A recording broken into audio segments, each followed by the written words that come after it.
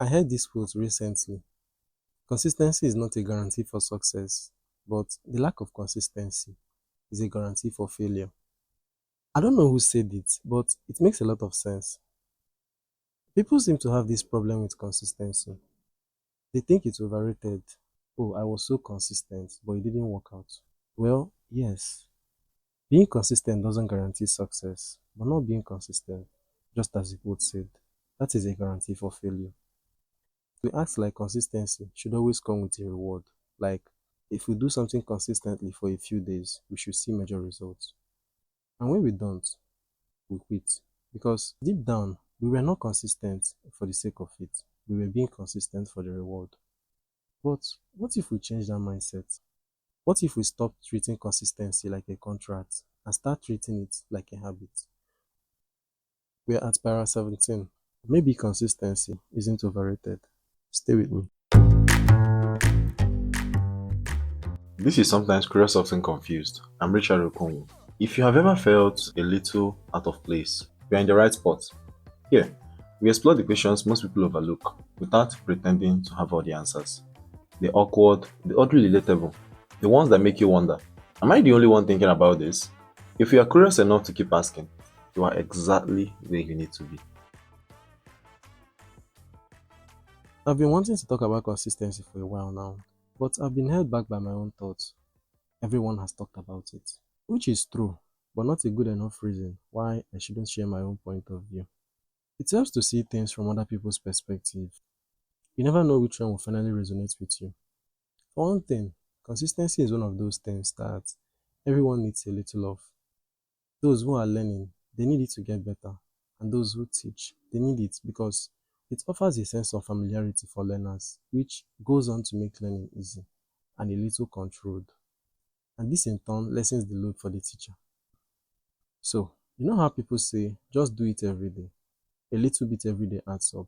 I mean, even learning apps like Duolingo tell you that, oh, just 3 minutes a day. And it sounds like a gimmick, but it's actually true. 3 minutes a day might not make you a genius, but the idea that it doesn't make a difference, well, that's what really holds people back. Because it does make a difference. It might not be a big difference right away, but it's something. And something is always better than nothing. We tend to overestimate what we can do in a short period of time, but we also underestimate what we can do over a long period. A lot of my delays weren't because I wasn't capable. It was because I kept waiting for some big drum roll moment before things started clicking. But that's not how it works. It's gradual, step by step. Like how you had to learn one before you learn two, how you had to learn three before four. You understand? It's like learning the alphabet. When we were kids, our teachers had to teach us the ABC first. A, B, C, D, E, F, G. We had to start there before we could form words, before we could make sentences, before we could even understand the difference between phrases, sentences, and clauses. It had to start somewhere. Now, imagine if as kids we had the same level of self-consciousness we have as adults. I don't think we would have learned anything. Because now we are so focused on visible progress. We want to see immediate results. Can you imagine a child thinking, why do I have to keep learning this? Why am I repeating the same thing every day? But we did repeat it every single day. Not just that, we even sang it. A, B, C, D, E, F, G, H, I, J, K, L, M, N, O, P. Hmm? And our teachers, they had to trust the process. They didn't see instant results, but they knew. They knew we would get it eventually. They extended us a kind of grace that we don't often extend to ourselves. And that's the thing about consistency. It's not about intensity, it's about repetition.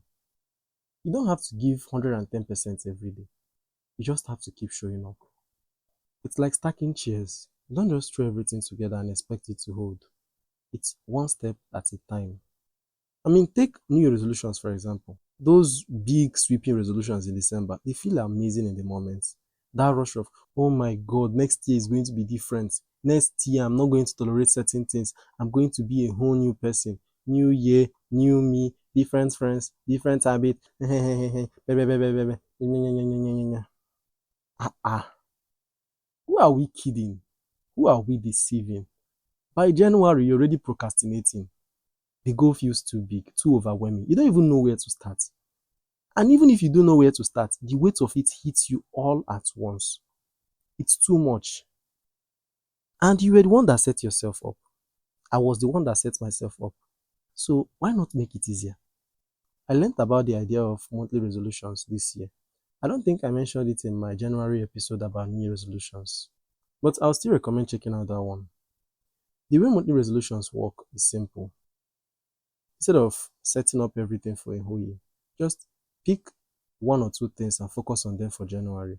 They don't even have to last the entire year.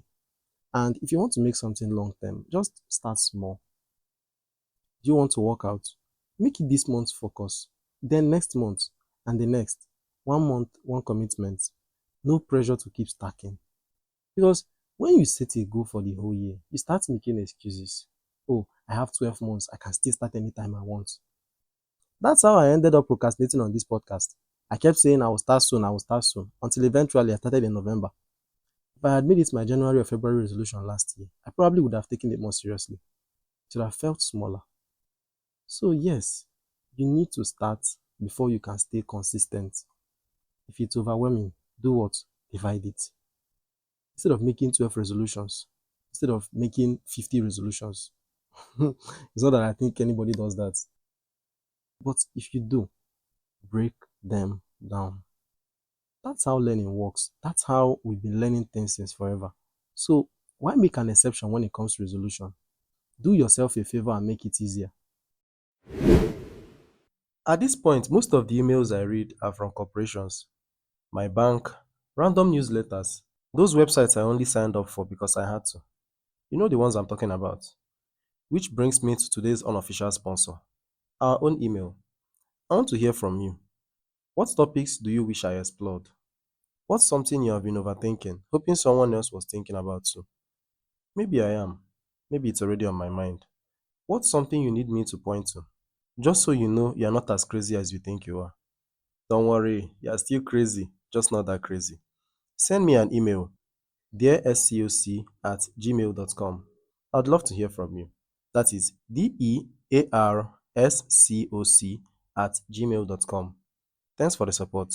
See you over there.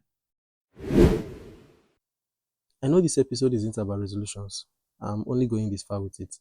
We are talking about what? Consistency. But breaking things down like monthly resolutions makes consistency easier. Okay, here's another example. Think about learning numbers. You had to learn 1 to 10 first, right? Your teachers didn't throw 1 to 100 at you all at once, did they? They broke it into chunks.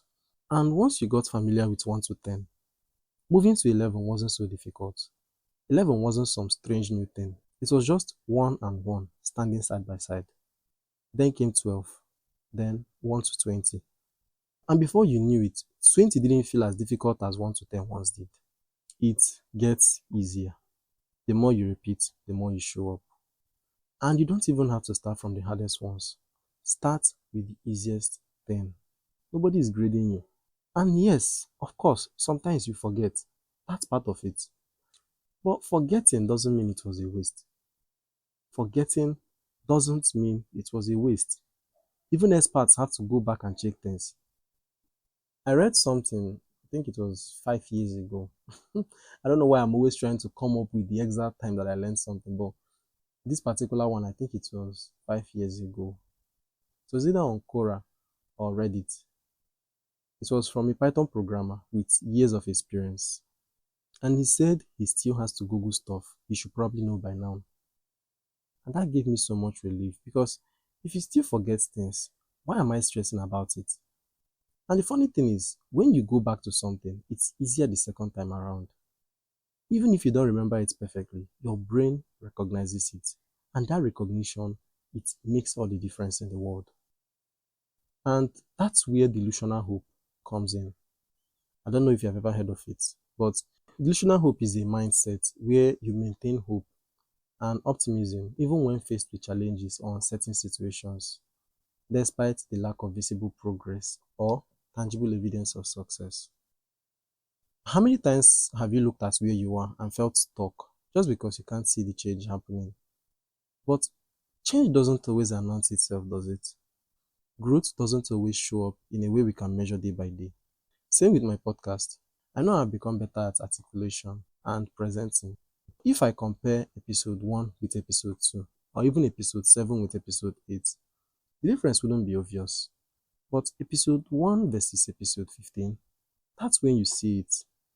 And yes, of course, I want people to notice. I want it to be visible to others because I'm not just speaking into a void. But when it comes to my own life, I've had to accept that not everything will be obvious right away. That doesn't mean I'm not moving forward. It just means that I have to trust the process, even when I can't see it. Again, trusting the process. Think about that online course that you abandoned. Yes, that one. Yes, that one. You didn't get to where you left off in a day. It took effort. So, why do we act like every bit of progress has to come with fireworks? The biggest changes in my life were not from new resolutions or big dramatic moments. They were from small shifts that didn't even feel like much at the time. Sometimes I even felt like I was going backwards. But I read something recently. Two steps forward, one step backward. That's still one step forward. So this is me choosing to be delusionally hopeful, choosing to believe that things are moving, even if I need a microscope to see it. Because if I compare today to yesterday, I might not see much. But 30 days from now, 60 days from now, the difference will be there. Sometimes you just have to believe that things are working out, even when you can't see it yet. Maybe you just need to sprint a little or wait a little longer. So, here's my challenge for you. What did you sign up for and abandon? A Udemy course? Was it a Coursera class? Duolingo? Where is it now? Did you uninstall it or did you put it in the app freezer? I have my own stack of unfinished courses just sitting there, collecting dust. And I'm calling myself out, but I'm also calling you out. Unfreeze that app. Go back to the App Store. Go back to Play Store. Reinstall that app you deleted so you could ignore it. Unfreeze that app you froze. Unfreeze it. You thought I wouldn't notice. You froze it so that you could torture yourself less. You don't want to be seeing it. You don't want to be reminding yourself that you failed to learn that course. No, you didn't fail. You didn't fail. You are just ignoring it. Hmm? There's no grade. Is there any grade in that app? Why are you afraid of losing? Why are you afraid of failing? If you fail, you start afresh. If you hate that account, create a new one. Hmm? I have a course on Udemy that I'm yet to finish, and I'm going to open it now. I actually use my money to buy that course, and I heard that if you pay money for a course, it will be harder to quit. Well, look at me. So, where is the course? Where did you abandon it? Uninstalled, frozen. Is it on YouTube you're learning it? You subscribe to the YouTube channel, but you eventually stop watching their videos. You kept ignoring their videos on YouTube until the algorithm assumes you're not interested in the course anymore. Listen, this isn't motivational speech. I don't know why I so much detest motivational speech these days. I don't know why. Is it just me? Hopefully, I find out why. So, what I'm saying is that if you show up today, even for 5 minutes, even for 3 minutes, just open the app and close it. Just remind yourself, remind your brain that there is something you are ignoring. As I'm saying it now, I would appreciate if you actually install the app as you are listening now, because the moment you finish listening to this, you are going to go back to your old self. Please open the app, open the App Store, open the Play Store and install it. If you froze that app, unfreeze it now as I'm speaking to you. Do it now. When you are done, open that app, open it, look at the home page again. If you want, you can close it after that. But remind yourself that there is something you're ignoring. If you showed up today, even for 5 minutes, you are stacking your chairs. It might not guarantee success, but not showing up, that's a guaranteed failure. And if after listening to this, you still don't go back to that course, you don't reinstall that app, you don't unfreeze it, you did not sign in again, eh? Expect me in your dreams this night. So this is me signing out. What did I have to say sign out? Is it because we are talking about signing in on those apps? Anyway, this is me signing out. You were to share the podcast with your friends, rate the show, hit the subscribe button if this is your first time. If you like this one, I'm sure you're going to like the next one. And until next time, stay curious.